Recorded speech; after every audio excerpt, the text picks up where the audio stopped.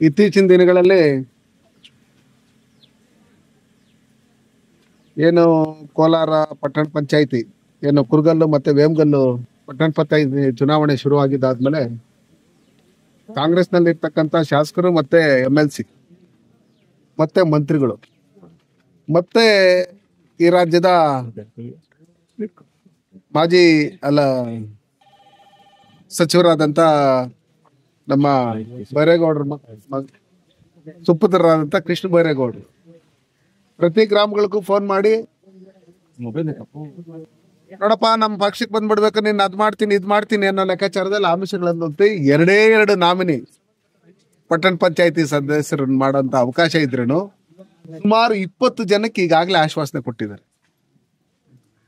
ಇದನ್ನೆಲ್ಲ ನೋಡ್ತಾ ಇದ್ರೆ ಯಾವ ರೀತಿ ಸಿದ್ದರಾಮಯ್ಯನವರು ಯರಗೋಳ್ ಡ್ಯಾಮ್ ಉದ್ಘಾಟನೆ ಮಾಡಕ್ ಬಂದಂತ ಸಂದರ್ಭದಲ್ಲಿ ನಾನು 1200 ಕೋಟಿ ಕಾಮಗಾರಿಗಳು ಗುದ್ಲಿ ಪೂಜೆ ಮಾಡಿದ್ದೀನಿ ಅಂತ ಹೇಳ್ಬಿಟ್ಟು ಹೇಳಿದ್ರಲ್ಲಿ ಯಾವ್ದು ಒಂದೇ ಒಂದು ಕೆಲಸ ನಡೆದಿಲ್ಲ.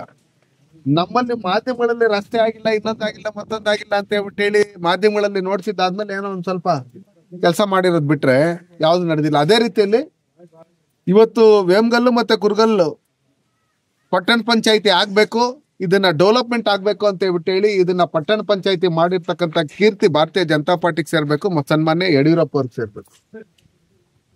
ಈ ಭಾಗದಲ್ಲಿ ಕೈಗಾರಿಕಾ ಪ್ರದೇಶಗಳು ಹೆಚ್ಚಿಗೆ ಇರೋದ್ರಿಂದ, Narasapura industrial area, Vemagal industrial area ಹೆಚ್ಚಿಗೆ ಇರೋದ್ರಿಂದ ಈ ಭಾಗನ ಡೆವಲಪ್ಮೆಂಟ್ ಮಾಡ್ಬೇಕು ಅಂತ ಹೇಳಿ ನನ್ನನ್ನ ಸಂಸದನಾಗಿ ಆಯ್ಕೆ ಮಾಡಿದಾದ್ಮೇಲೆ ನಮ್ಮ ಎಲ್ಲ ಮುಖಂಡರುಗಳ ಏನು ಒತ್ತಾಸೆ ಇತ್ತು ಅದನ್ನೆಲ್ಲ ಇಟ್ಕೊಂಡು ನಾವು ಮುಖ್ಯಮಂತ್ರಿಗಳಾದಂತ ಯಡಿಯೂರಪ್ಪ ಸಾಹೇಬರ ಕೈಯಲ್ಲಿ ಇದನ್ನ ಲೆಟರ್ ಕರೆಸ್ಪಾಂಡೆನ್ಸ್ ಮಾಡಿದಂತ ಸಂದರ್ಭದಲ್ಲಿ ಇದನ್ನ ಘೋಷಣೆ ಮಾಡಿ ಇವತ್ತು ಪಟ್ಟಣ ಪಂಚಾಯತಿ ನಡೀತಾ ಇದೆ ಅಂದ್ರೆ ಅದಕ್ಕೆ ಕಾರಣ ಭಾರತೀಯ ಜನತಾ ಪಾರ್ಟಿ.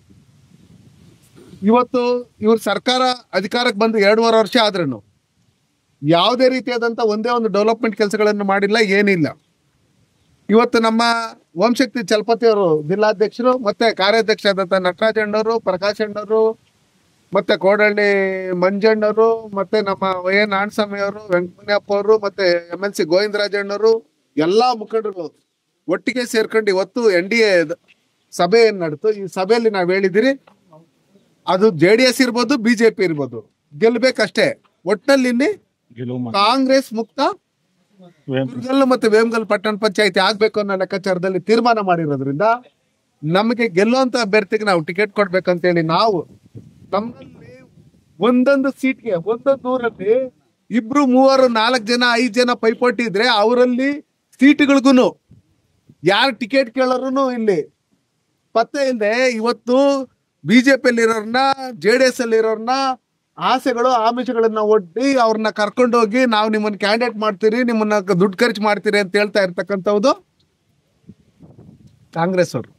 ಹಂಗಾಗಿ ನಿಮ್ ಕೈನಲ್ಲಿ ಏನೂ ಆಗಲ್ಲ, ಗ್ಯಾರಂಟಿಗಳು ಅಂತ ಹೇಳಿ ಇವತ್ತು ಚುನಾವಣೆಯಲ್ಲಿ ಗೆದ್ದು ಚುನಾವಣೆ ಸಂದರ್ಭದಲ್ಲಿ ಆ ಹೆಣ್ಮಕ್ಳ ಅಕೌಂಟ್ಗೆ ದುಡ್ಡು ಹಾಕ್ತೀರಿ ಅಂತ ಹೇಳ್ಬಿಟ್ಟು ಹೇಳಿ ನೀವು ಇದ್ದೀರಿ. ಆ ಹೆಣ್ಮಕ್ಳಿಗೂ ಗೊತ್ತಾಗಿದೆ, ನಮ್ಗೆ 2,000 ಕೊಟ್ಟರೆ ನಮ್ಮ ಯಜಮಾನ್ರ ಜೋಪಿಂದ 5,000 ನೀವು ಕಿತ್ಕೊಂಡಿರೋ ಕಟ್ ಪ್ಯಾಕೆಟ್ ಮಾಡಿರೋದು ನಮ್ಗೆ ಗೊತ್ತಾಗಿದೆ ಅಂತ ಹೇಳಿ ಅದಕ್ಕೋಸ್ಕರ ಕುರುಗಲ್ಲು ಮತ್ತೆ ವೇಮಗಲ್ಲು ಏನ್ ಪಟ್ಟಣ ಪಂಚಾಯತಿ ಇದೆ, ಈ ಪಟ್ಟಣ ಪಂಚಾಯತಿಯಲ್ಲಿ ಜನತಾ ಜನಾರ್ದನ ಈ ಗ್ರಾಮಗಳು ಡೆವಲಪ್ಮೆಂಟ್ ಆಗ್ಬೇಕಂದ್ರೆ, ನಮ್ಗೆಲ್ಲ ಒಳ್ಳೇದಾಗ್ಬೇಕಂದ್ರೆ ಇವತ್ತು ಏನ್ ಕೆಲಸಗಳು ನಡೀತಾ ಇದೆ ಅದು ಸೆಂಟ್ರಲ್ ಗೌರ್ಮೆಂಟ್ ಇಂದ ಬರ್ತಿರ್ತಕ್ಕಂಥ 80% ಹಣ ಪ್ರತಿಯೊಂದು ಗ್ರಾಮಗಳಲ್ಲೂ.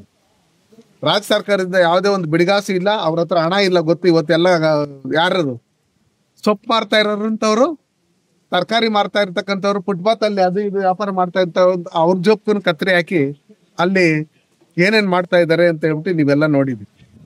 ಫೋನ್ ಪೇ ಇರ್ತಕ್ಕಂಥದನ್ನೆಲ್ಲ ಇದ್ ಮಾಡಿ, GSTಗೆ ಇದ್ ಮಾಡಿ ನಾವು 1,20,000 ಕೋಟಿ ಮಾಡ್ಬೇಕು ಅರ್ಜೆಂಟ್ ಆಗಿಲ್ಲ ಅಂದ್ರೆ ಆಗಲ್ಲ ಅಂತ ಹೇಳ್ಬಿಟ್ಟು ಹೇಳಿ ಇದ್ ಮಾಡ್ತಾ ಇರ್ತಕ್ಕಂಥ ಇದನ್ನೆಲ್ಲ ನೋಡಿದಂತ ಸಂದರ್ಭದಲ್ಲಿ ಅವರು ಹತಾಶರಾಗಿದ್ದಾರೆ.